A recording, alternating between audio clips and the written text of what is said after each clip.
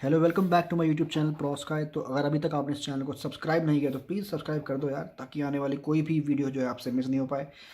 तो दोस्तों, हम पढ़ रहे हैं Indian economic development class 12th का चैप्टर नंबर 3, जिसका नाम है लिबरलाइजेशन, प्राइवेटाइजेशन एंड ग्लोबलाइजेशन, जिसको हम न्यू इकोनॉमिक पॉलिसी भी कहते हैं। कई बुक्स में इसका नाम न्यू इकोनॉमिक पॉलिसी भी होगा, इसलिए मैंने लिख दिया है। ये चैप्टर 3 जो हम पढ़ रहे हैं, और इस चैप्टर 3 की हमारी ये 4th वीडियो है। पहली 3 वीडियो जो आपको डिस्क्रिप्शन में मिल जाएगी, आप देख सकते हैं। हमने पढ़ा है काफ़ी कुछ, लिबरलाइजेशन के बारे में पढ़ा है, क्यों लिया लाई गई ये पॉलिसी, ये पढ़ा है। इस वीडियो में हम पढ़ेंगे दोस्तों लिबरलाइजेशन के लास्ट के 2 सेक्टर्स के रिफॉर्म, फॉरेन एक्सचेंज रिफॉर्म और ट्रेड एंड इन्वेस्टमेंट रिफॉर्म। ये 2 सेक्टर के रिफॉर्म्स हम पढ़ेंगे दोस्तों, कि लिबरलाइजेशन के तहत इन 2 सेक्टर्स में किस तरीके के रिफॉर्म्स लाए गए। तो सबसे पहले हम पढ़ते हैं दोस्तों, शुरुआत करते हैं फॉरेन एक्सचेंज रिफॉर्म्स। लिबरलाइजेशन के तहत कौन से फॉरेन एक्सचेंज रिफॉर्म्स लाए गए थे सरकार द्वारा। तो 2 पॉइंट दोस्तों आपको लिखने हैं इसमें, ठीक है ना। 2 बहुत इंपॉर्टेंट पॉइंट है। हो सकता है 2 एक 1 पॉइंट के क्वेश्चन आ जाए कि भाई पॉइंटर ही लिख दीजिए, एक बस डिफाइन कर दीजिए। एक होता है कि आपको एक्सप्लेन करने को शायद कोई एक पर्टिकुलर पॉइंट आ जाए, कैसा भी आ सकता है। तो मैं आपको अच्छे से समझा दूंगा ताकि आप बढ़िया से लिख सकें। 2 पॉइंट है दोस्तों। पहला पॉइंट है डीवैल्यूएशन ऑफ रुपी। सरकार ने क्या किया, अपने रुपी को डी वैल्यू कर दिया। Reduction in the value of domestic currency. Domestic currency मतलब INR। फॉरेन करेंसी मतलब डॉलर हो गया, यूरो हो गया, पाउंड हो गया, ठीक है ना। ये सब करेंसी हो गया। बाहर का करेंसी हो ना, फॉरेन करेंसी, और डोमेस्टिक करेंसी मतलब इंडिया का currency. Reduction in the value of domestic currency by the government, this led to increase in the inflow of foreign exchange. इसका मतलब क्या है दोस्तों, मैंने मैक्रो इकोनॉमिक्स में एक चैप्टर आपको पढ़ाया था फॉरेन एक्सचेंज वाला। वो आपको, अगर आपको अच्छे से याद होगा तो बहुत बढ़िया है, वरना कोई टेंशन नहीं है। मैंने डिस्क्रिप्शन में जो है उसका वीडियो दे दिया है, मैंने बहुत अच्छे से समझाया आपको। तो हम समझते हैं ये क्या हुआ था डीवैल्यूएशन ऑफ रुपीज़। सरकार ने रुपी को डीवैल्यू कर दिया था। डीवैल्यू करने का मतलब ये है कि मान लीजिए आज $1 जो है वो है 40 INR का। कल वो डॉलर जो है हो जाए INR 50 का। $1 से 40 रुपये से $1 इक्वल टू 50 रुपये हो गया। तो इसे हम कहते हैं दोस्तों D valuation of domestic currency, मतलब INR। INR की वैल्यू डी वैल्यूएट हो गई। अब आप बोलोगे सर डी वैल्यूएट कैसे हो गई, तो बढ़ गया, 40 से 50 हो गया। भाई डी वैल्यूएट का मतलब ये नहीं है कि नंबर बढ़ गया। डी वैल्यूएट का मतलब है कि उसकी वैल्यू कम हो गई। पहले 40 लोग लड़ते थे $1 से, अब उस डॉलर से लड़ने के लिए आपको 50 लोग चाहिए, तो मतलब ये कमज़ोर हो गए ना, ठीक है ना। पहले $1 में आपको 40 रुपये मिल जाते थे, अब $1 में आपको 50 रुपये मिल जा रहे हैं। तो ये वीक हो गया और ये स्ट्रांग हो गया। तो डॉलर को है डी वैल्यू कर दिया। अब डॉलर को डी वैल्यू करने से क्या हुआ दोस्तों, डॉलर को डी वैल्यू करने से हमारा फॉरेन एक्सचेंज जो है फॉरेक्स, वो बढ़ गया। फॉरेन एक्सचेंज बढ़ गया। अब आप बोलोगे सर फॉरेन एक्सचेंज कैसे बढ़ गया, क्योंकि हमारा एक्सपोर्ट बढ़ गया। एक्सपोर्ट कैसे बढ़ गया सर, ये मतलब क्या आप गूगली मार रहे हो। मैं आपको अच्छे से समझाता हूँ। देखो, ये मैंने आपको उस चैप्टर में भी समझाया। जब INR 40 था, मान लीजिए $1 था 40 रुपये का, तो ये समझिए कि मान लीजिए एक एक्सपोर्टर है। अब एक्सपोर्टर है इंडिया में, और ये गुड्स करता है एक्सपोर्ट US से, ठीक है ना। ये है मेरे गुड्स, और USA से वो बंदा करता है पेमेंट इंडिया में, इंडिया वाले को, ठीक है ना, मनी भेजता है। तो एक बात तो साफ हो गई, यहाँ से जा रहे हैं गुड्स, वहाँ से आ रहा है पैसा, ठीक है ना। गुड्स इसे यहाँ से वहाँ भेज रहा है, और वहाँ से यहाँ आ रहे हैं पैसे। तो वहाँ से यहाँ क्या आ रहे हैं दोस्तों, वहाँ से यहाँ आ रहे हैं डॉलर, ठीक है ना। इसको मिल रहा है डॉलर। अब भाई पहले क्या होता था कि $1 40 रुपये का होता था, अब $1 कितने का हो गया, 50 रुपये का हो गया। भाई साहब $1 पे उस एक्सपोर्टर को पहले 40 रुपये मिलते थे, क्योंकि उसके पास मान लीजिए $100 बच गए, उसने $100 का गुड्स बेच दिया है। तो $100 पे उसको पहले 4,000 मिलते थे, अब 5,000 मिल रहे हैं इसको, समझ रहे हो, डी वैल्यूएट हो गया। इसका मतलब अब उसके लिए तो फ़ायदा है ना यार। उसी डॉलर पे जिस पे उसको 40 रुपये मिला करते थे, अब उसको 50 रुपये मिलता है, तो उसको फ़ायदा हो गया। इससे क्या हुआ, ज़्यादा से ज़्यादा एक्सपोर्ट बढ़ गया मार्केट में। ज़्यादा से ज़्यादा लोगों ने सोचा यार तो काम अच्छा है भाई, ज़्यादा पैसे बच रहे हैं, तो क्यों ना हम भी एक्सपोर्टर बन जाएं, कुछ ना कुछ तो एक्सपोर्ट कर ही लेंगे। यहाँ पर बनाते हैं कैलकुलेटर और बाहर बेच देंगे, यहाँ बनाते हैं कागज़ और बाहर बेच देंगे, स्टील बनाते हैं, ग्लास बनाते हैं, कपड़े बनाते हैं और बाहर बेच देंगे। कितना अच्छा प्राइस मिल रहा है भाई, डॉलर का 50 रुपये हो गया। तो ज़्यादा से ज़्यादा लोग जो है एक्सपोर्टर बन गए, एक्सपोर्ट बढ़ गया। जब एक्सपोर्ट बढ़ गया तो मतलब हमने सामान ज़्यादा बाहर बेचा। जब हमने सामान ज़्यादा बाहर बेचा तो मतलब हमारे देश में ज़्यादा क्या आया, डॉलर। तो देश के अंदर डॉलर आया तो फॉरेन एक्सचेंज बढ़ गया, डिवैल्यूएशन ऑफ करेंसी से। ठीक है, ये मैंने आपको बहुत ही डिटेल में समझाया है उस मैक्रो इकोनॉमिक्स के चैप्टर में, फॉरेन एक्सचेंज मार्केट में। आप पढ़ सकते हैं आपको, अगर इसमें थोड़ा सा कन्फ्यूजन है तो। आते हैं दोस्तों सेकंड पॉइंट की तरफ। दूसरा जो सरकार ने काम किया वो किया market determination of exchange rate. अब भाई मार्केट डिटरमाइन करेगी एक्सचेंज रेट क्या होगा, सरकार नहीं बताएगी। पहले क्या होता था, फिक्स्ड एक्सचेंज रेट का सिस्टम चलता था। इसका मतलब क्या है फिक्स्ड एक्सचेंज रेट? इसका मतलब ये है कि सरकार ने बोल दिया है भैया कि अगर तुमको, मान लीजिए हम एक्सचेंज रेट देख रहे हैं इंडिया और नेपाल के बीच में, ठीक है ना, तो सरकार ने बोल दिया है कि भैया अगर तुम्हें एक आईएनआर खरीदना है, एक आईएनआर तुमको खरीदना है, तो भैया तुमको 3 नेपाली रुपये देना पड़ेगा। सिंपल, तुम 3 नेपाली रुपये दो तो एक आईएनआर तुम्हें मिल जाएगा। बोला ठीक है भाई, कोई टेंशन नहीं है, हम दे देंगे। जैसे हमारे लिए यूएस डॉलर महंगा है, नेपाल के लिए इंडियन रुपी जो है वो महंगी है। ठीक है भाई, अब सरकार ने बोला भाई हमें 3 रुपये ही दोगे तुम। अब कोई बंदा आया बोला भाई मैं 4 रुपये देने को तैयार हूँ, मैं 6 रुपये देने को तैयार हूँ। सरकार ने कहा भाई हमको मतलब ही नहीं है, तुम 3 रुपये दो। तो बोला भाई मेरे को ज़्यादा इंडियन रुपी चाहिए, मैं तुमको ज़्यादा पैसे देने को तैयार हूँ। सरकार ने बोला नहीं भाई, 3 है प्राइस और सब 3 ही देंगे। ये था भैया फिक्स्ड एक्सचेंज रेट, कि सरकार ने कर दिया फिक्स्ड कि यही एक्सचेंज रेट रहेगा 1:3। फिर सरकार ने इस 1991 में क्या पॉलिसी लेके आई थी कि market determination of exchange rate. अब फिक्स्ड नहीं रहेगा, अब मार्केट ये तय करेगी कि भाई आईएनआर और नेपाली रुपये में क्या एक्सचेंज रेट रहेगा। अब मान लीजिए कुछ लोग आए, उन्होंने बोला भाई मुझे मैं 4 रुपये देने को तैयार हूँ, मैं 6 नेपाली रुपये देने को तैयार हूँ। तो बोला ठीक है। ऐसे करते करते एवरेज मान लीजिए आया 4.5 रुपये। तो एक आईएनआर जो है वो 4.5 नेपाली रुपये के बराबर बैठा एवरेज करके। कुछ लोग 4.5 से ज़्यादा दे रहे हैं, कुछ 4, 5, 6, 7 दे रहे हैं, कुछ 1, 2, 3 दे रहे हैं, तो एवरेज इतना बैठा। तो अब ये होगा मेरा एक्सचेंज रेट, जिसे हम कहते हैं फ्लेक्सिबल एक्सचेंज रेट। सरकार ने तय नहीं किया कि भाई 4.5 होगा कि 3 होगा या 4 होगा।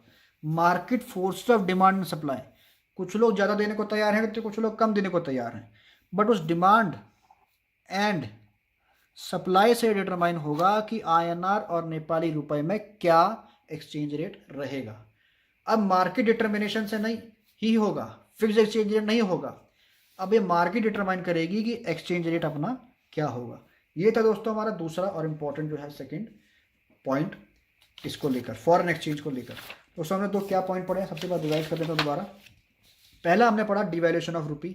डिवैल्यूएशन रुपी मतलब हमने अपने रुपी को डिवैल्यूएट कर दिया, 40 से मान लीजिए 50 कर दिया।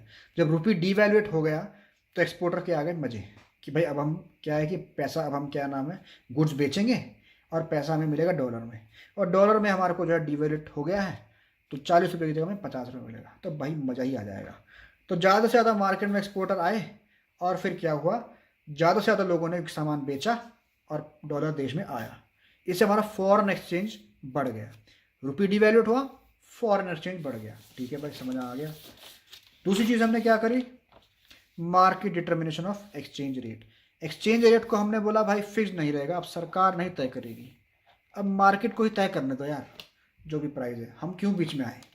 तो सरकार ने बोला भाई हम नहीं बताएंगे क्या प्राइस रहेगा, लेट द मार्केट डिसाइड, कि भाई कुछ लोग ज़्यादा पे कर रहे हैं, कुछ लोग कम पे कर रहे हैं, तब सब लोगों को बराबर का मौका मिलेगा आईएनआर को खरीदने का।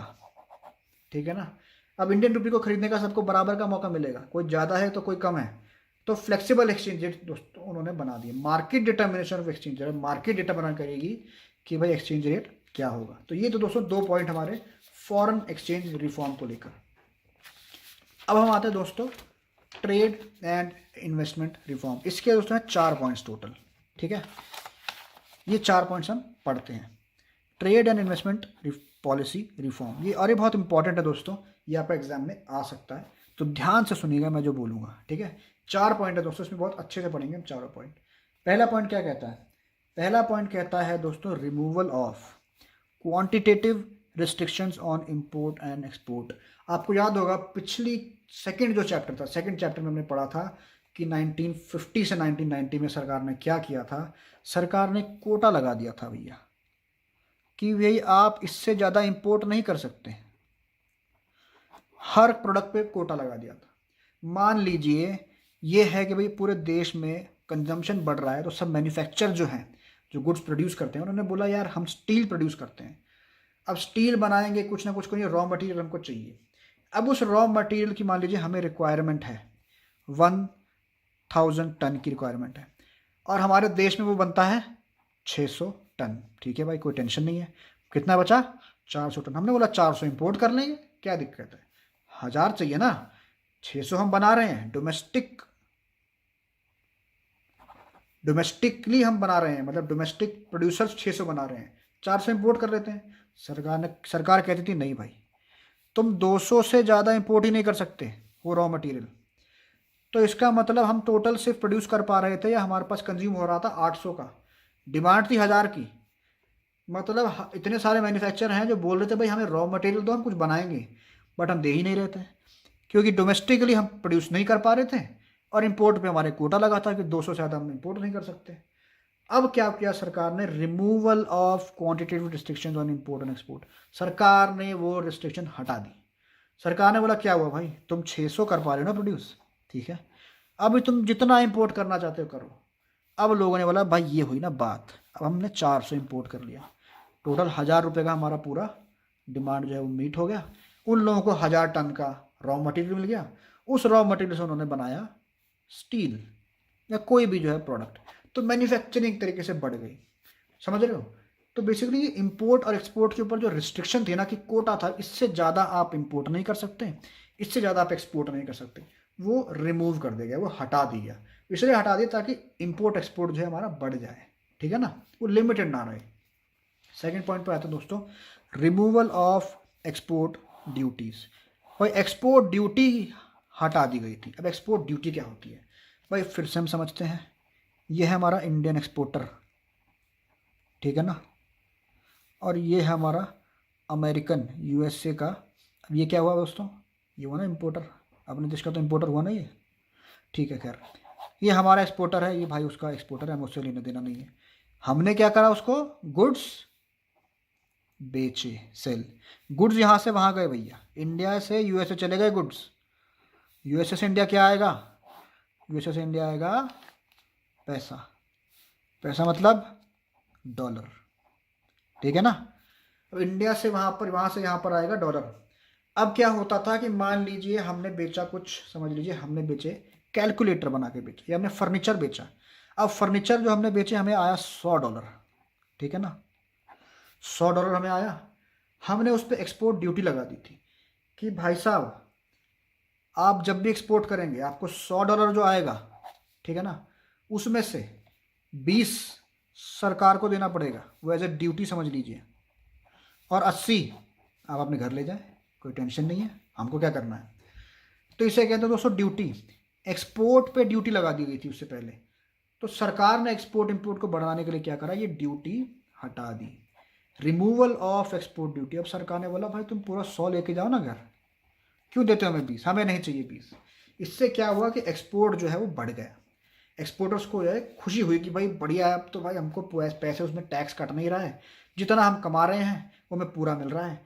एक्सपोर्ट ड्यूटी है वही रिमूव, अब एक्सपोर्ट जो है हम बढ़ा सकते हैं। तो इससे क्या हुआ, एक्सपोर्ट जो है देश में वो बढ़ गया। उसी तरह जो दूसरा चीज़ उन्होंने करा, वो करा रिडक्शन इन इम्पोर्ट ड्यूटी। जैसे एक्सपोर्ट ड्यूटी होती है दोस्तों, वैसे इम्पोर्ट ड्यूटी होती है। सिंपल, मतलब मान लीजिए ये हम इंडिया का इम्पोर्टर है, इंडियन इम्पोर्टर है, ये यूएसए का एक्सपोर्टर हो गया। अब भाई साहब इस बार हो रहा है उल्टा, यहाँ से आ रहे हैं इधर गुड्स, ठीक है ना, इधर से आ रहे हैं गुड्स और यहाँ से वहाँ क्या जा रहा है, पैसे जा रहे हैं भाई। आईएनआर जाए या डॉलर जाए या कुछ भी जाए भाई, बट जा रहे हैं पैसे। इंपोर्टर क्या करता है, गुड्स खरीदता है, पैसे देता है। अब क्या है, मान लीजिए यहाँ से वहाँ वो दे रहा है टोटल 10,000 रुपये, ठीक है ना, किसी प्रोडक्ट को खरीदने के, मान लीजिए फर्नीचर को खरीदने के 10,000 रुपये वो अमेरिकन को दे रहा है। इंपोर्ट ड्यूटी क्या होती थी, जब भी तुम इंपोर्ट करोगे तो सरकार को तुम्हें एक तरीके से चढ़ाना पड़ता है, ड्यूटी टैक्स चढ़ाना पड़ता था। मान लीजिए वो था 20%। इसका मतलब ये है कि तुम्हारा खर्चा कितना होगा पता, 12,000 का। 10,000 तो तुम इसको दोगे और 2,000 जो है तुम दोगे इंडियन गवर्नमेंट को, ठीक है ना, government of India as import duty. तुम्हारा खर्चा कितना हुआ दोस्तों, खर्चा हो गया भैया 12,000। सेव फर्नीचर का खर्चा तुम्हारा हो गया 12,000। अब यार इंपोर्टर कहता है क्या है यार, 10,000 की चीज़ है, वैसे इतना महंगा है, 20% इम्पोर्ट ड्यूटी लगा के हमको तो और मार रहे हैं। तो सरकार ने क्या करा, वो इम्पोर्ट ड्यूटी रिड्यूस कर दी। सरकार ने बोला भाई एक काम करो, तुम 20% मत दो, 5% दे दो बस हमको, ठीक है ना। तो बोला भाई ये तो बुरा डील नहीं है। अब 10,000 पे कितना लगेगा दोस्तों, 5%, 500 रुपये। तो उसको खर्चा होगा अब 10,500 का, एज़ कम्पेयर टू 12,000 जो उसको पहले हो रहा था। उसने बोला यार ये तो बढ़िया है, कोई दिक्कत नहीं, 500 रुपये तो दे देंगे यार सरकार को, क्या दिक्कत है, कोई प्रॉब्लम नहीं है। तो reduction in import duty, import duty को रिड्यूस कर दिया गया ताकि इंपोर्टर जो है वो खुश हो जाए और इंपोर्ट बढ़ सके। आप इन सब जो पॉइंट्स हैं उनसे एक चीज़ समझ रहे होंगे दोस्तों, एक्सपोर्ट और इंपोर्ट को बढ़ाने की बात हो रही है, इसलिए इसे हम कहते हैं trade and investment policy reform. Trade को बढ़ाएंगे, ठीक है ना, एक्सपोर्ट बढ़ाएंगे, इंपोर्ट बढ़ाएंगे, इंडिया का दूसरे देशों के साथ ट्रेड बढ़ेगा, ठीक है ना। उसी को लेकर ये कई सारे जो है मेजर्स लिए गए थे। रिडक्शन इन इंपोर्ट ड्यूटी कम कर दी थी। लास्ट पॉइंट है दोस्तों, reduction in licensing system, import licensing system. Licensing system import का क्या होता है दोस्तों, कि आपको कुछ भी इंपोर्ट करना है तो सरकार से एक लाइसेंस लेना पड़ता था एक टाइम पे। क्या कर रहे हो भाई, सर मैं कपड़े इंपोर्ट करना चाहता हूँ, बेटा लाइसेंस निकालो, लाइसेंस बनवा के लाओ पहले, चलो ठीक है। सर मैं जूते इंपोर्ट करना चाहता हूँ, लाइसेंस बनाओ। सर मैं कैलकुलेटर इंपोर्ट करना चाहता हूँ, भाई लाइसेंस बनाओ। फर्नीचर, कागज़, स्टील, प्लास्टिक, भाई लाइसेंस लेकर आओ। ये होता था दोस्तों पहले। पर अब क्या हुआ, सरकार ने उसको रिलैक्सेशन दे दी, मतलब हटा दिया। सरकार ने बोला भाई हमें लाइसेंस की ज़रूरत नहीं है, तुम्हें क्या इंपोर्ट करना है तुम कर लो, सामने वाला देने को तैयार है, तुम खरीदने को तैयार हो, जिस प्राइस पे वो मांग रहा है उस प्राइस पे तुम दे रहे हो, करो फिर जो मर्जी करो, except for hazardous and environmentally sensitive industries. Import licence was abolished, abolish मतलब खत्म कर देना, फिनिश कर देना, ठीक है ना। Accept in hazards and environmentally sensitive industries, सिर्फ उन्हीं के लाइसेंस आपको बनवाना पड़ता था जो कि हैजार्डस प्रोडक्ट है, कोई केमिकल ऐसा है जिससे भाई लोगों को वो हानि पहुंच सकती है, कोई एनवायरमेंटली सेंसिटिव प्रोडक्ट ऐसा आप मंगा रहे हैं कि भाई वैसी कोई गैस है या फिर कोई ऐसा कोई केमिकल है ऐसा है जो कि अगर एनवायरमेंट में छूट जाएगा तो वो दिक्कत हो सकती है। तो सिर्फ अगर ऐसे आप प्रोडक्ट इंपोर्ट कर रहे हैं तो आपको सरकार के पास आना पड़ेगा और लाइसेंस बनवाना पड़ेगा। उसके अलावा भाई तुम कपड़ा, जूता, चप्पल, कागज, चद्दर और मेडिसन और क्या क्या तुमको इंपोर्ट करना है करो, तुम्हें किसी भी तरीके के क्या नाम है लाइसेंस की जरूरत नहीं है। This encourage domestic industries to import raw material for better prices. अब हम रॉ मटेरियल जो है वो अच्छे से इंपोर्ट कर पा रहे थे। अब हम छोटा मोटा जो है फर्नीचर जो है इंपोर्ट कर सकते थे। उस फर्नीचर को इंपोर्ट करने के बाद हम क्या करते थे, उसका बनाते थे टेबल, चेयर, ये सब चीज़ें बनाते थे, अलमीरा, और वो हम एक्सपोर्ट करते थे बाहर या फिर अपने ही देश में बेचते थे। तब हम अच्छे से इंपोर्ट कर पा रहे थे, अब हमें इन सब चीज़ों को लाइसेंस की ज़रूरत नहीं थी। दोस्तों ये हो गए हमारे चारों point as far as trade and investment policy reforms are concerned. कौन से 4 पॉइंट है दोस्तों?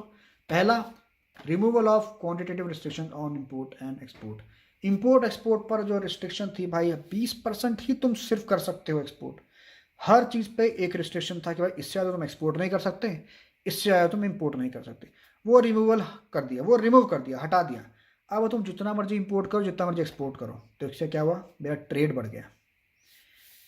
Removal of export duties, export duty हटा दी गई।